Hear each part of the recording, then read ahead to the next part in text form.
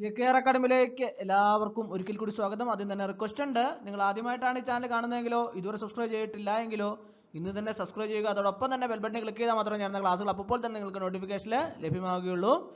ഈ തസ്തികയിലേക്ക് അപേക്ഷ സമർപ്പിച്ചിട്ടുള്ള ഉദ്യോഗാർത്ഥികൾക്ക് വേണ്ടിയിട്ടുള്ള എല്ലാ ക്ലാസ്സുകളും നിങ്ങൾക്ക് ഈ ചാനലിലൂടെ ലഭ്യമാണ്. ക്ലാസ്സുകളെല്ലാം തന്നെ പ്ലേലിസ്റ്റിൽ അപ്ഡേറ്റ് ചെയ്യുന്നുണ്ട്. പുതുതായിട്ട് ജോയിൻ ചെയ്യുന്ന ഉദ്യോഗാർത്ഥികളെ സംബന്ധിച്ചിടത്തോളം പ്ലേലിസ്റ്റ് ക്ലിക്ക് ചെയ്താൽ ക്ലാസ്സുകളെല്ലാം തന്നെ നിങ്ങൾക്ക് ലഭ്യമാവുന്നതാണ്.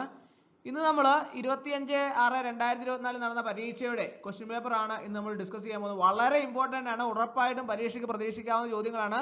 നമുക്ക് ക്ലാസ്സിലേക്ക് കടക്കാം. ആദ്യത്തെ ക്വസ്റ്റ്യൻ നോക്കാം. താഴെ തന്നിരിക്കുന്ന പ്രസ്താവനകളിൽ ആരവല്ലി പർവ്വതവുമായി ബന്ധപ്പെട്ട ബന്ധമില്ലാത്തത് കണ്ടെത്തുക. താഴെ തന്നിരിക്കുന്ന പ്രസ്താവനകളിൽ ആരവല്ലി പർവ്വതവുമായി ബന്ധമില്ലാത്തത് കണ്ടെത്താനാണ് പറഞ്ഞിരിക്കുന്നത്. 4 പ്രസ്താവനകളാണ് താഴെ തന്നിട്ടുള്ളത് അല്ലേ. അതിന്റെ അകത്ത് ആരവല്ലി പർവ്വതവുമായി ബന്ധമില്ലാത്ത പ്രസ്താവന ഏതാണെന്നാണ് ചോദിച്ചിരിക്കുന്നത്. ഓപ്ഷൻ നോക്കാം. ഓപ്ഷൻ എ, ഇത് ഇന്ത്യയിലെ ഏറ്റവും പഴക്കമുള്ള പർവ്വതനിരയാണ്. ഓപ്ഷൻ ബി, ഈ പർവ്വതനിരയുടെ ഭാഗമാണ് മൗണ്ട് അബു. ഓപ്ഷൻ സി, ഈ പർവ്വതനിരയിലെ ഏറ്റവും ഉയർന്ന കൊടുമുടിയാണ് ഗുരു ശിഖർ. ഓപ്ഷൻ ഡി, ഡൂൺ താഴ്വരകൾ സ്ഥിതി ചെയ്യുന്നത് ഈ പർവ്വത നിരകളിലാണ്. അപ്പോൾ ഈ 4 പ്രസ്താവനകളിൽ ആരവല്ലി പർവ്വതവുമായി ബന്ധമില്ലാത്തത് ഏതാണെന്ന് കണ്ടെത്താനാണ് പറഞ്ഞിരിക്കുന്നത്. ഏതാണ് ആരവല്ലി പർവ്വതവുമായി ബന്ധമില്ലാത്തത് ഒന്ന് ആലോചിച്ച് നോക്കിയേ. ഏതാണ്? ഓപ്ഷൻ ഡി ആണ് അല്ലെ. ഡൂൺ താഴ്വരകൾ സ്ഥിതി ചെയ്യുന്നത് ഈ പർവ്വത നിരകളിലാണ്. ഇത് ആരവല്ലി പർവ്വതവുമായി ബന്ധമില്ലാത്ത പ്രസ്താവനയാണ്. അടുത്ത ക്വസ്റ്റ്യൻ, ഇന്ത്യയുടെ പടിഞ്ഞാറൻ തീരത്തിൽ ഉൾപ്പെടാത്ത തീര സമതലം കണ്ടെത്തുക. ഇന്ത്യയുടെ പടിഞ്ഞാറൻ തീരത്തിൽ ഉൾപ്പെടാത്ത തീര സമതലം കണ്ടെത്തുക. ഓപ്ഷൻ എ, വടക്കൻ സിർക്കാർസ് തീരം. ഓപ്ഷൻ ബി, മലബാർ തീരം. ഓപ്ഷൻ സി, കൊങ്കൺ തീരം. ഓപ്ഷൻ ഡി, ഗുജറാത്ത് തീരം. ഏതാണ് ശരി ഉത്തരം? ഇന്ത്യയുടെ പടിഞ്ഞാറൻ തീരത്തിൽ ഉൾപ്പെടാത്ത തീര സമതലം കണ്ടെത്തുക. ഏതാണ് ശരി ഉത്തരം? ഓപ്ഷൻ എ ആണ് കറക്റ്റ് ആൻസർ. വടക്കൻ സിർക്കാർസ് തീരം. വടക്കൻ സിർക്കാർസ് തീരം. അടുത്ത ക്വസ്റ്റ്യൻ, താഴെ തന്നിരിക്കുന്നതിൽ ശരിയായ ജോഡി കണ്ടെത്തുക. 4 ജോഡികൾ താഴെ തന്നിട്ടുണ്ട് അല്ലെ. അതിൻ്റെ അകത്ത് ശരിയായ ജോഡി കണ്ടെത്താനാണ് പറഞ്ഞിട്ടുള്ളത്. Option A, trans Himalaya Khasi കുന്നുകള്. ഓപ്ഷൻ ബി, ഉപദ്വീപീയ പീഠഭൂമി ചോട്ടാ നാഗ്പൂർ. ഓപ്ഷൻ സി, ഹിമാലയ പൂർവഘട്ടം. ഓപ്ഷൻ ഡി, കിഴക്കൻ മലനിരകള് ലഡാക്ക്. ഇവയില് ശരിയായ ജോഡി ഏതാണ്? നിങ്ങൾക്കറിയാവോ ഇതിന്റെ അകത്ത് ശരിയായ ജോഡി ഏതാണ്? നമ്മൾ ഓപ്ഷൻ വായിച്ചു, നിങ്ങൾ പെട്ടെന്ന് കണ്ടെത്തണം കേട്ടോ, പരീക്ഷയ്ക്ക് ഇത്രയും പോലും സമയം കിട്ടില്ല. അപ്പോൾ ശരിയായ ജോഡി ഏതാണ് ഇതിന്റെ അകത്ത്? ഓപ്ഷൻ ബി ആണ് കറക്റ്റ് ആൻസർ. ഉപദ്വീപീയ പീഠഭൂമി ചോട്ടാ നാഗ്പൂർ. അടുത്ത ക്വസ്റ്റ്യൻ, 4 ഇന്ത്യൻ സംസ്ഥാനങ്ങളെ വലുപ്പത്തിനനുസരിച്ച് ക്രമീകരിച്ചിരിക്കുന്നു. ശരിയായ ക്രമീകരണം കണ്ടെത്തുക. അപ്പോൾ താഴെ 4 ഓപ്ഷൻ തന്നിട്ടുണ്ട്. അതിനകത്ത് 4 ഇന്ത്യൻ സംസ്ഥാനങ്ങളെ അതിന്റെ വലുപ്പത്തിനനുസരിച്ച് ക്രമീകരിച്ചിരിക്കുകയാണ് ചെയ്തിട്ടുള്ളത്. അതിന്റെ ശരിയായ ക്രമീകരണം കണ്ടെത്താനാണ് പറഞ്ഞിരിക്കുന്നത്. നമുക്ക് ഓപ്ഷൻ നോക്കാം അല്ലെ.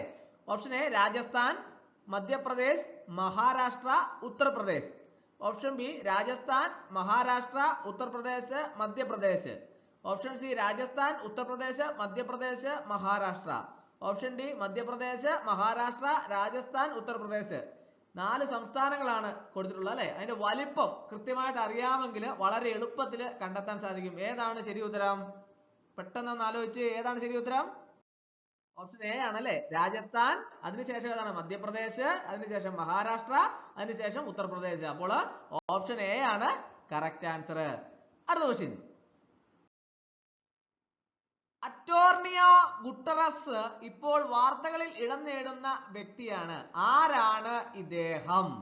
അറ്റോർണിയോ ഗുട്ടറസ് ഇപ്പോൾ വാർത്തകളിൽ ഇടം നേടുന്ന വ്യക്തിയാണ്. ആരാണ് ഇദ്ദേഹം? ഓപ്ഷൻ നോക്കാം. ഓപ്ഷൻ എ, ഇസ്രായേലിന്റെ പ്രസിഡന്റ്. ഓപ്ഷൻ ബി, പാലസ്തീന്റെ president. Option C, UN secretary general. Option D, American state secretary. ആരാണ് ഈ അറ്റോർണിയോ ഗുട്ടറസ്? ഇപ്പോൾ വാർത്തകളിലൊക്കെ ഇടം നേടുന്ന ഒരു വ്യക്തിയാണല്ലേ. ആരാണ് അദ്ദേഹം? UN secretary general. UN secretary general ആണ് അറ്റോർണിയോ ഗുട്ടറസ്. അടുത്ത ക്വസ്റ്റ്യൻ, പുതിയതായി അധികാരമേറ്റ സംസ്ഥാന മുഖ്യമന്ത്രിമാരുടെ പേരും അവരുടെ സംസ്ഥാനങ്ങളും നൽകിയിരിക്കുന്നു. അതിൽ തെറ്റായത് കണ്ടെത്തുക. പുതിയതായിട്ട് അധികാരമേറ്റ സംസ്ഥാന മുഖ്യമന്ത്രിമാരുടെ പേരും അവരുടെ സ്ഥാനങ്ങളും സംസ്ഥാനങ്ങളൊക്കെ നൽകിയിട്ടുണ്ട്. അതിൽ തെറ്റായത് കണ്ടെത്താനാണ് പറഞ്ഞിരിക്കുന്നത്. Option A Rajasthan Bhajanlal Sharma, option B Madhya Pradesh Mohan Yadav, option C Telangana Revanth Reddy, option D Chhattisgarh Bhupesh Baghel. ഏതാണ് ഇതിൽ തെറ്റായത്? ഏതാണ്? പുതുതായിട്ട് അധികാരമേറ്റ സംസ്ഥാന മുഖ്യമന്ത്രിമാരും സംസ്ഥാനങ്ങളും അവരുടെ മുഖ്യമന്ത്രിമാരുടെ പേരുമാണ് കൊടുത്തിട്ടുള്ളത്. അപ്പോൾ അതിനകത്ത് തെറ്റായത് കണ്ടെത്താനാണ് പറഞ്ഞിട്ടുള്ളത്. തെറ്റായത് ഏതാണ്? ഒന്ന് ആലോചിച്ച് നോക്കിയേ. ഏതാണ് തെറ്റായിട്ടുള്ളത്? ഓപ്ഷൻ ഡി ആണ് അല്ലെ, ഛത്തീസ്ഗഡ് ഭൂപേഷ് ബാഗൽ. അതാണ് തെറ്റായത്. അടുത്ത ക്വസ്റ്റ്യൻ. ഈ അടുത്ത കാലത്ത് വിനോദസഞ്ചാരം പ്രോത്സാഹിപ്പിക്കുവാൻ ഇന്ത്യ ഉൾപ്പെടെ 33 രാജ്യങ്ങൾക്ക് വിസ ഇളവ് അനുവദിച്ച രാജ്യം ഏതാണ്?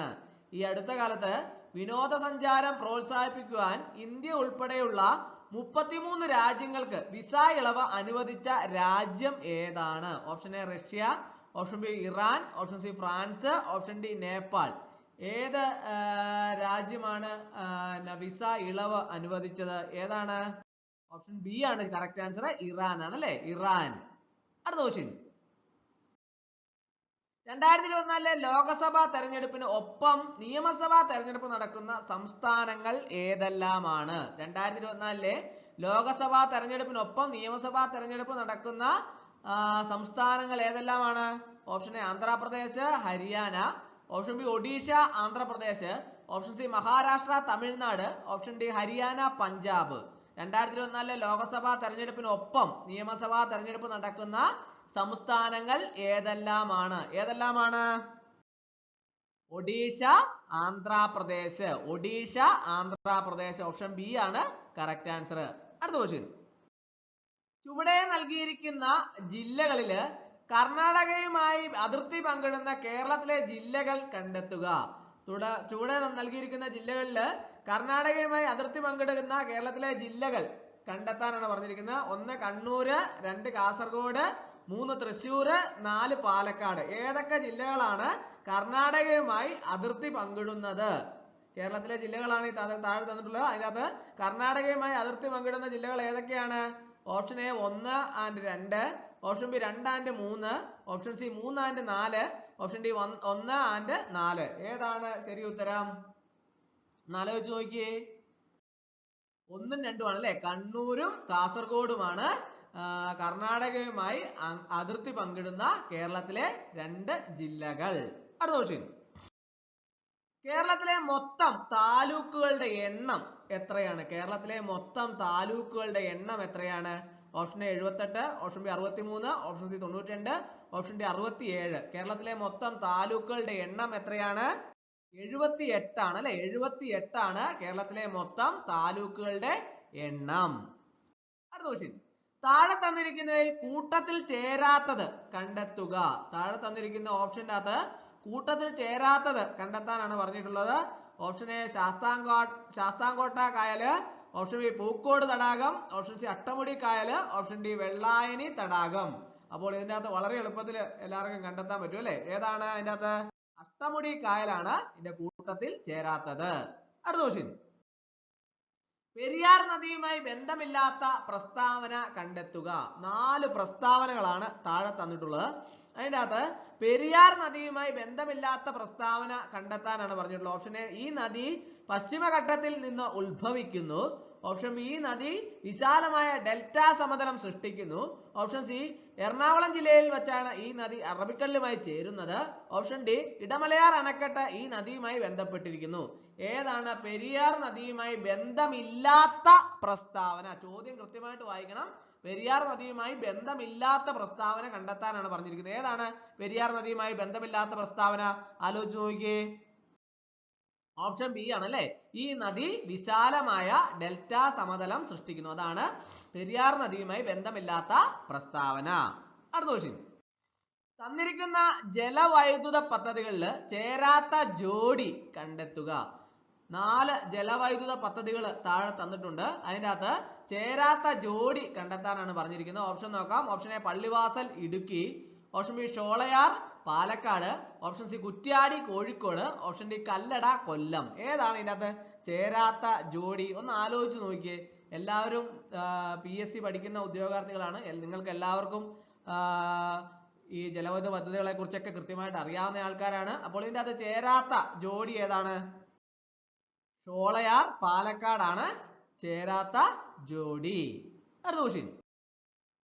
ചുവടെ തന്നിരിക്കുന്ന വന്യജീവി സങ്കേതങ്ങളില് ഇടുക്കി ജില്ലയുമായി ബന്ധമില്ലാത്തത് ഏതാണ്?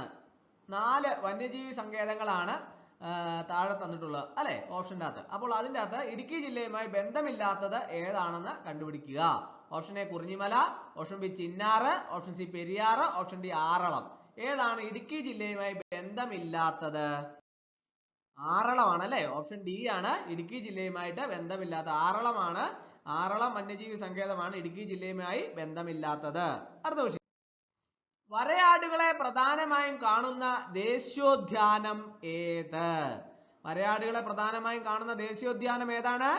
ഓപ്ഷൻ നോക്കാം. ഓപ്ഷൻ എ മതികെട്ടാൻ ചോല ദേശീയോദ്യാനം, ഓപ്ഷൻ ബി ഇരവികുളം ദേശീയോദ്യാനം, ഓപ്ഷൻ സി സൈലന്റ് വാലി ദേശീയോദ്യാനം, ഓപ്ഷൻ ഡി പാമ്പാടുംചോല ദേശീയോദ്യാനം.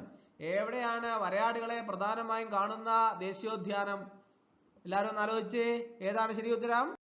ഓപ്ഷൻ ബി ആണ് കറക്റ്റ് ആൻസർ. ഇരവികുളം ദേശീയോദ്യാനം. അവിടെയാണ് വരയാടുകളെ പ്രധാനമായും കാണുന്ന ദേശീയോദ്യാനം. അടുത്ത ക്വസ്റ്റ്യൻ. കേരളത്തിലെ പ്രധാന മത്സ്യബന്ധന തുറമുഖങ്ങളും അവ സ്ഥിതി ചെയ്യുന്ന ജില്ലകളും തന്നിരിക്കുന്നു. യോജിക്കുന്നവ കണ്ടെത്തുക. താഴെ 5 എണ്ണം തന്നിട്ടുണ്ട് അല്ലെ. പ്രധാന മത്സ്യബന്ധന തുറമുഖങ്ങളും അവ സ്ഥിതി ചെയ്യുന്ന ജില്ലകളുമാണ് താഴെ കൊടുത്തിട്ടുള്ളത് 5 എണ്ണം. അതില് യോജിക്കുന്നവ കണ്ടെത്താനാണ് പറഞ്ഞിരിക്കുന്നത്. 1 ബേപ്പൂർ കോഴിക്കോട്, 2 മുനമ്പം എറണാകുളം, 3 ശക്തികുളങ്ങര ആലപ്പുഴ, 4 തോപ്പുംപടി തൃശ്ശൂര്, 5 അഴീക്കൽ കൊല്ലം. ഇതിന്റെ അകത്ത് യോജിക്കുന്നവ ഏതൊക്കെയാണ് എന്ന് ആലോചിച്ച് നോക്കിയേ. ഏതാണ് യോജിക്കുന്നവ? കണ്ടെത്തിയോ? 1, 2, 5 യോജിക്കുന്നത്. ഒന്നാമത്തെ ഏതാണ്? ബേപ്പൂർ കോഴിക്കോട്. മുനമ്പം രണ്ടാമത്തെ ഏതാണ്? മുനമ്പം എറണാകുളം. 5-മത്തെ ഏതാണ്? അഴീക്കൽ കൊല്ലം. ഈ 3 യോജിക്കുന്നവ. അപ്പോൾ ഓപ്ഷൻ ഡി ആണ് കറക്റ്റ് ആൻസർ. അടുത്ത ക്വസ്റ്റ്യൻ. ഈ തവണത്തെ അർജുന അവാർഡിന് നിർദ്ദേശിക്കപ്പെട്ട മലയാളി താരം M ശ്രീശങ്കർ ഏത് കായിക ഇനവുമായി ബന്ധപ്പെട്ടിരിക്കുന്നു? ഈ തവണത്തെ അർജുന അവാർഡിന് നിർദ്ദേശിക്കപ്പെട്ട മലയാളി താരം M ശ്രീശങ്കർ ഏത് കായിക ഇനവുമായി ബന്ധപ്പെട്ടിരിക്കുന്നു? Option A hockey, option B athletics, option C football, option D cricket. ഏതാണ് ശരി ഉത്തരം? ഓപ്ഷൻ ബി ആണ് അല്ലെ. അത്ലറ്റിക്സുമായിട്ട് ബന്ധപ്പെട്ടിരിക്കുന്നു. അടുത്ത ക്വസ്റ്റ്യൻ.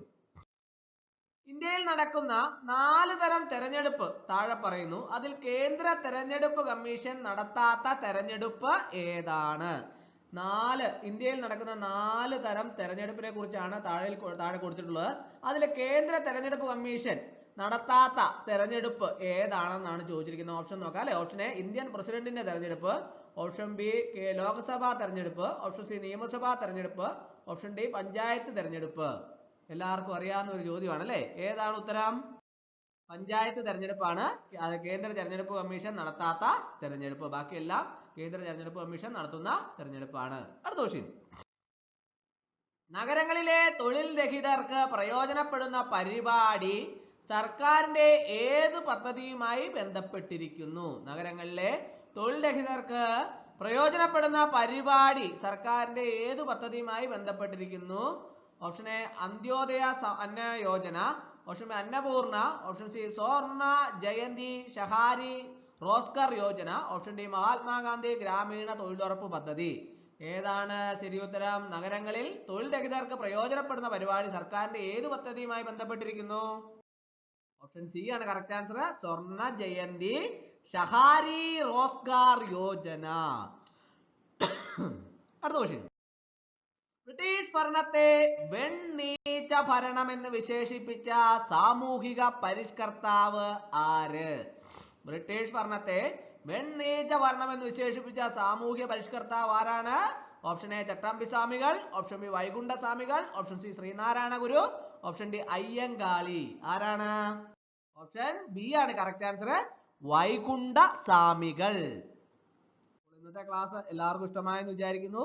ഒരിക്കൽ കൂടി നന്ദി പറഞ്ഞു നിർത്തട്ടെ. നന്ദി, നമസ്കാരം.